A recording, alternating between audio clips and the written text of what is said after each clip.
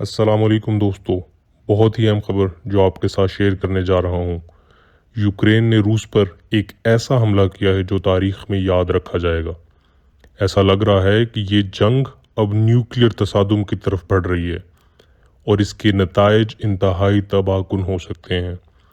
Ukraine کے اس حملے میں روس کو $5 ارب کا بھاری نقصان پہنچا ہے اور 40 کے قریب اسٹریٹجک بمبار طیارے تباہ ہو گئے ہیں۔ اس حملے کی شدت ایسی تھی کہ دنیا اس کے بعد ہونے والی جنگ کا تصور بھی نہیں کر سکتی۔ یوکرین نے اس حملے کے لیے ڈرونز کو لکڑی کے موبائل کیبلز میں چھپا کر خفیہ طور پر روس منتقل کیا۔ یہ حملہ اندرونی مخبری کے بغیر ممکن نہیں تھا، جیسا کہ پیوٹن کے ہیلی کاپٹر پر حملے کی مخبری ہوئی تھی۔ یہ 18 ماہ کی طویل منصوبہ بندی کا نتیجہ تھا۔ ڈرونز کو ٹرکوں کی چھتوں میں چھپایا گیا تھا اور جیسے ہی وہ روس میں داخل ہوئے، ریموٹ کنٹرول سے چھتیں کھل گئیں اور درجنوں ڈرونز نے اچانک روسی فضائی اڈوں کو نشانہ بنایا۔ یہ حملہ اتنا تباہ کن تھا کہ روس کو $5 ارب کا نقصان ہوا۔ یہ ایک ایسا حملہ ہے جو انسانی تاریخ میں پہلے کبھی نہیں دیکھا گیا۔ یوکرین نے اس خفیہ آپریشن کا نام ویب رکھا تھا اور اس میں روس کے 4 فضائی اڈوں کو نشانہ بنایا گیا۔ اس حملے میں روس کے بہت سے اسٹریٹجک بمبار طیارے اور ارلی وارننگ دینے والے ایئر کرافٹ تباہ ہو گئے۔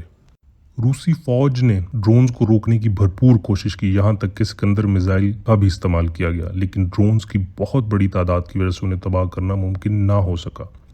اس حملے کی سب سے حیران کن بات یہ تھی کہ SBU جو کہ یوکرین کی خفیہ ایجنسی ہے، اس کے تمام اہلکار جو اس آپریشن میں شامل تھے بحفاظت لوٹ آئے۔ یوکرین کی انٹیلیجنس ایجنسی کے لیے یہ حملہ روس کے اندر سے ملنے والی خفیہ معلومات کے بغیر ممکن نہیں تھا، جو روسی انٹیلیجنس ایجنسیوں کی ناکامی اور اندرونی بغاوت کی نشاندہی کرتا ہے۔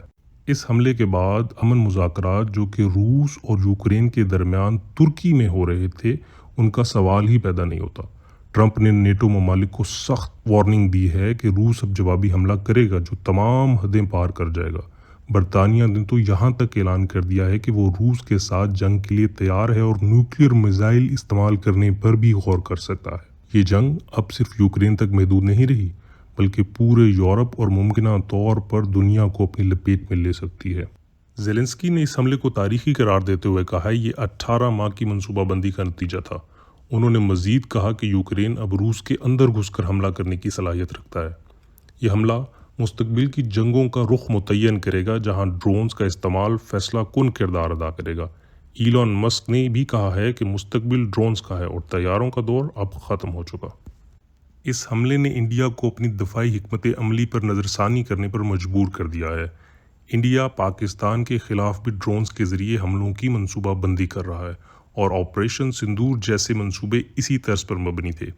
روس اب ان ممالک کو ہتھیار فراہم کرنے پر غور کر رہا ہے جو امریکہ اور اس کے اتحادیوں کے خلاف ہیں، جیسے یمن کے ہوتی، فلسطینی اور حزب اللہ۔ اس حملے نے روس کی سالمیت کو شدید خطرے میں ڈال دیا اور پیوٹن اس حملے کو لے کر شدید غصے میں ہے۔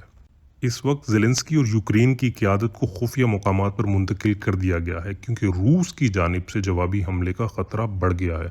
روس کا اگلا ہدف زیلنسکی اور یوکرین کی قیادت ہے۔ دنیا اس وقت ایک بڑے طوفان کی زد میں ہے جہاں جنگ اور تباہی ہر طرف نظر آ رہی ہے۔ یہ جنگ اب ختم نہیں ہوگی بلکہ ایک نئے اور زیادہ خطرناک مرحلے میں داخل ہو چکی ہے۔